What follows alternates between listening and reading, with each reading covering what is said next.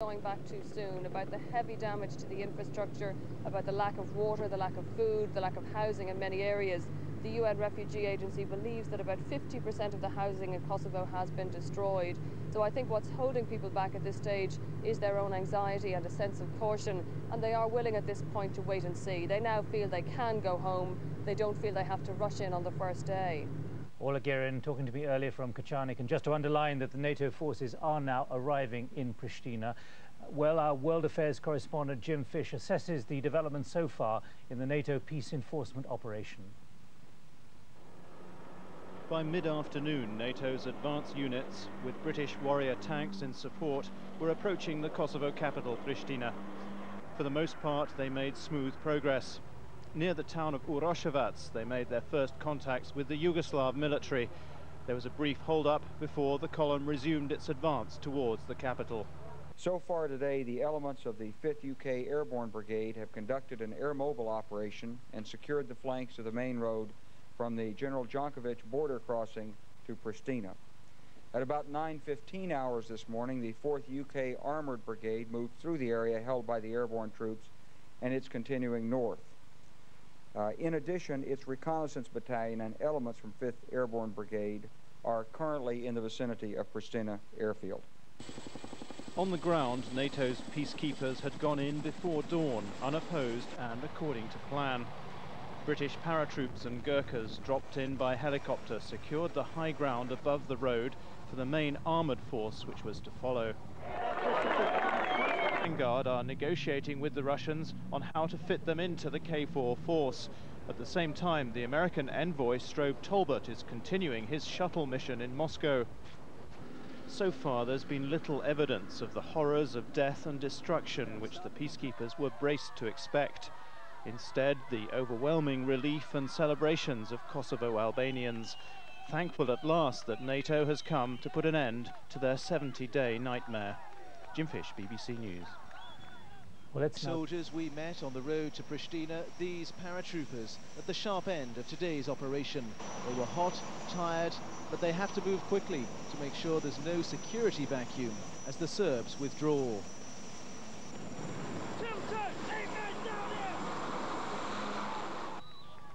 As British troops pushed on towards Pristina, crowds of ecstatic Kosovo Albanians greeted them with a rapturous reception. It was almost like a scene from the end of the Second World War. This is the town of Uroševac, and these people, Kosovo Albanians, see NATO as their saviours. They told us even last night Serb police were burning down their homes. God bless NATO, said this old man. God bless you wherever you go. For now, these people celebrate, but they know that in the coming months and years, they will have to turn their minds not only to rebuilding their own lives, but also to rebuilding their devastated province. Ben Brown, BBC News, Kosovo. Having this problem, serious problem now with the Russians, what's your reading of what's happened? Well, the Russians took a very clever move yesterday to be able to give the Serbs and Milosevic a boost by showing that they were first, to give some impression that this force was not just a NATO force, but that there was a significant Russian component. It disturbed all of the press coverage of the arrival of the NATO troops. And of course, by taking the airfield, they do have some important control.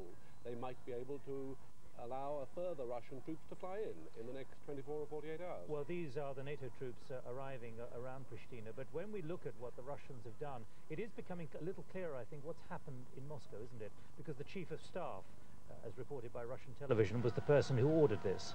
Yes, and it's quite clear that the Ministry of Foreign Affairs were not aware of it, nor was Mr. Chernomyrdin. He never knew about it. So there's obviously a conflict. The Russian armed forces were very anxious to stay right at the centre, and they have therefore made sure that these forces were detached from the I-4 operation in Bosnia, apparently without telling anybody, went up through Belgrade and arrived early this morning in Pristina. Well, here we are seeing the K4 troops being welcomed by those inside Kosovo. Identity cards that was ripped up. Here in the village itself, we can show you one of the other hazards that's being faced just across the street, and we're keeping hopefully a sensible distance from it, is the glass shop windows up there, you might be able to see an orange ribbon which has been put there by the engineers to mark what is a booby trap. It looks pretty innocuous. It's a blown out window with a transistor radio sitting on the ledge, but coming away from that transistor radio are two wires, two sort of trip wires, which are draped down the side of the house and go this way down behind that breeze block wall where we can see the Gurkhas walking across in front of it. Now that is almost certainly, they believe, a booby trap. And as we start heading up the street, in fact, I think what we see up there, is that KLA? I think that's, we're seeing the Gurkhas now talking to local KLA soldiers. Yes, we've seen a couple of them around, but these are the first ones I think we've seen armed. We talked to the KLA soldiers just now and asked them if they'd like to appear live on Sky, and they were a little bit reluctant and raced off for the border, but it appears there are several others now. You're talking to the KLA? Yes, sir. They're KLA. What's going to happen? You got to clear them out, or? Yeah, I'm going to act with my commander, my boss. Yeah, you've got to talk to your boss and see what to do about them, because they're armed, yeah? Yeah, they're armed. Yeah, so you take the arms off. In the meantime, what was finding out that, I think at the other end of the street here, we're seeing the latest convoys go by. The Union Jack there on the top of an armoured vehicle going by. I can hear more thundering up the street through a tiny yellow pit. Clearly the road must have cleared a little bit, allowing more armour to come up this road. We've left behind the village of General Jankovic, a few miles back there, so we are making some progress. If we can just look up into the hills here at the side, I was just talking to some of the Gurkhas as we made our way up the road, and they were saying that they had been scouting up in this, what they call jungle, and it pretty nearly is. It's thick afforestation up the sides of the hills. They quite eventful and extraordinary journey, just 50 miles from the border with Macedonia, and yet it has taken us over 10 hours to make that 50-mile journey. It's a journey that none of us are likely to forget. We came in with the NATO forces. We've arrived in Pristina with the retreating Yugoslav army. Soldiers we met on the road to Pristina, these paratroopers at the sharp end of today's operation.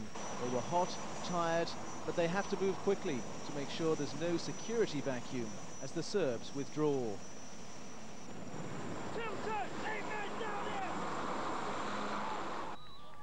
As British troops pushed on towards Pristina, crowds of ecstatic Kosovo Albanians greeted them with a rapturous reception. It was almost like a scene from the end of the Second World War. This is the town of Uroševac, and these people, Kosovo Albanians, see NATO as their saviours. They told us even last night Serb police were burning down their homes. God bless NATO, said this old man. God bless you wherever you go. For now, these people celebrate.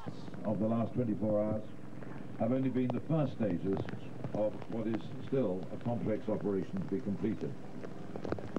This will continue so that KFOR can set about its mission, as I said a few nights ago.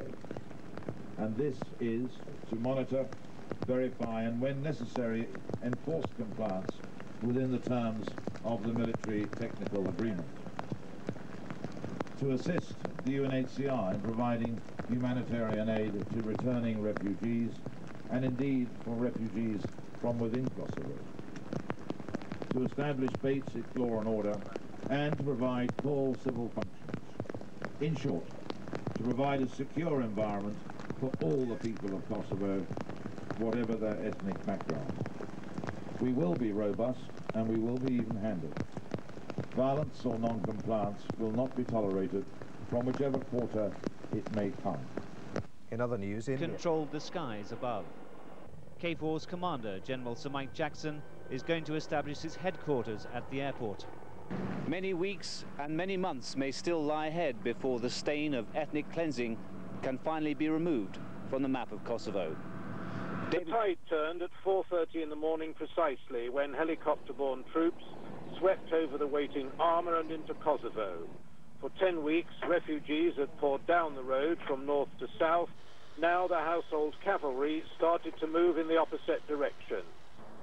A few minutes later, the first of the spearhead force crossed the border into Kosovo. It soon came to a halt.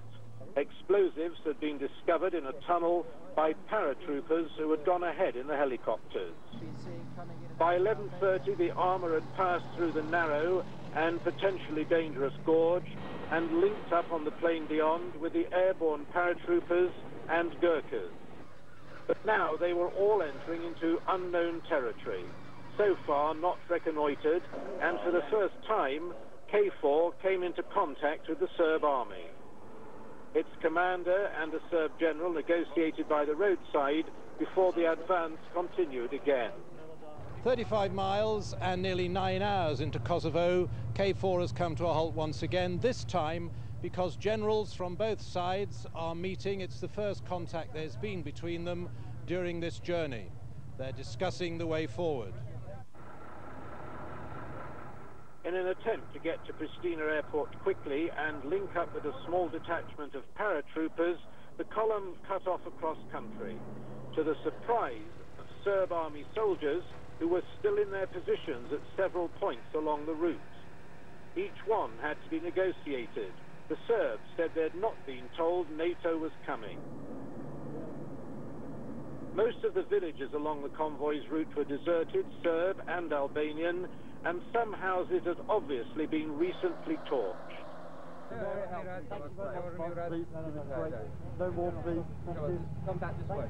The convoy's commander, Brigadier Adrian Freer, had orders to make the airport as quickly as possible and there to negotiate with the Russians.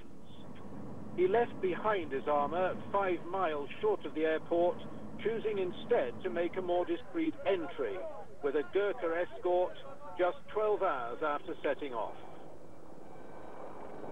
Keith Graves, Sky News, with the armoured spearhead column outside Pristina.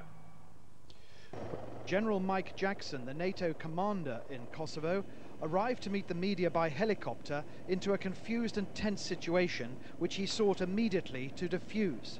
He gave a totally upbeat overview of the military picture in Kosovo. Russian troops are deployed alongside NATO, but not yet integrated within the NATO command structure. I also welcome here the Russian KFOR contingent, whose commander I will be meeting in just a few moments.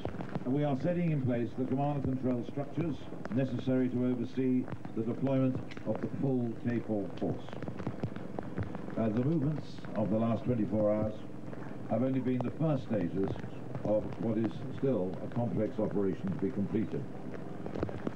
This not in the slightest. I welcome the Russians here. They're part of KFOR. Thank you very much. Good night. But at a diplomatic level, there's tough talking in Moscow between US envoy Strobe Talbot and Russian Foreign Minister Igor Ivanov, with no sign yet of a breakthrough. Talks went on all night, continue today, and tomorrow President Yeltsin will talk directly to President Clinton, having already spoken earlier today by phone to Vice President Al Gore. The Kremlin is still demanding its own zone in Kosovo and warns its troops won't operate under NATO command. Kremlin sources accuse the US of treating their demands with disdain. We shall announce a sector that will be agreed upon with the Yugoslav side and will meet our interests. We are not going to beg. The unexpected deployment of Russian troops through Kosovo into Pristina has been excused by the Kremlin as a mistake, but according to the TASS news agency, that didn't stop President Yeltsin from promoting the general who led them there. Observers say tonight's tense standoff in Pristina might have been avoided if NATO troops had been ordered by their political masters to move into Kosovo earlier, denying the Russians their opportunity.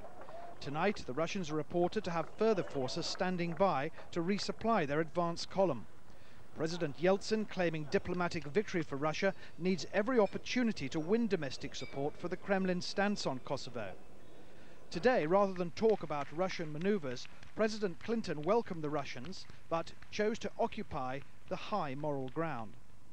It is perhaps the first conflict ever fought where no one wanted any land or money or geopolitical advantage. We just wanted to stop and reverse ethnic cleansing. For the soldiers, the task of rebuilding Kosovo takes priority.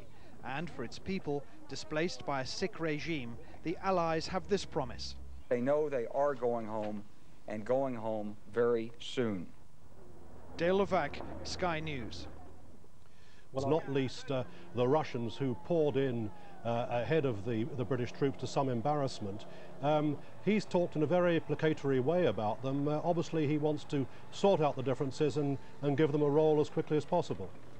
Well, I think they realise it's absolutely essential to bring some diplomacy to the military side of this, and the Russians are here. They've decided to make their presence felt. They've been involved in all the diplomatic moves up to now, and they... What surprised you? Because you knew what you were going into, but is there anything that has made you feel, crumbs, I didn't think that was going to happen?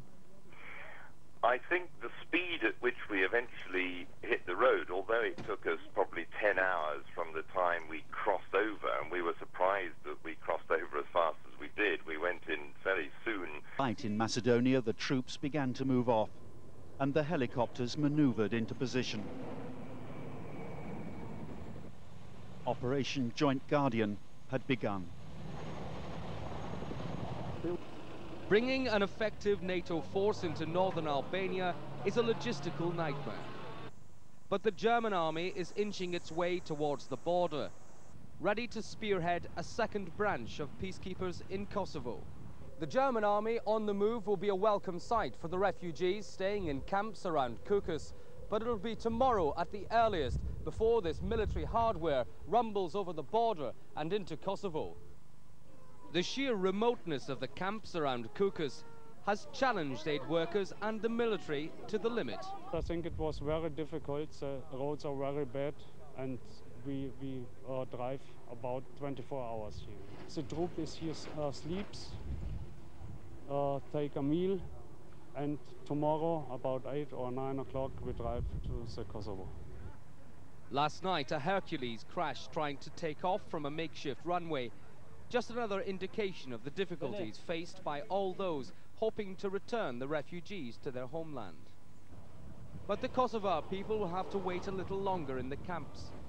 These soldiers have a great deal of work to do before they can go home. Ross Appleyard, Sky News, Albania.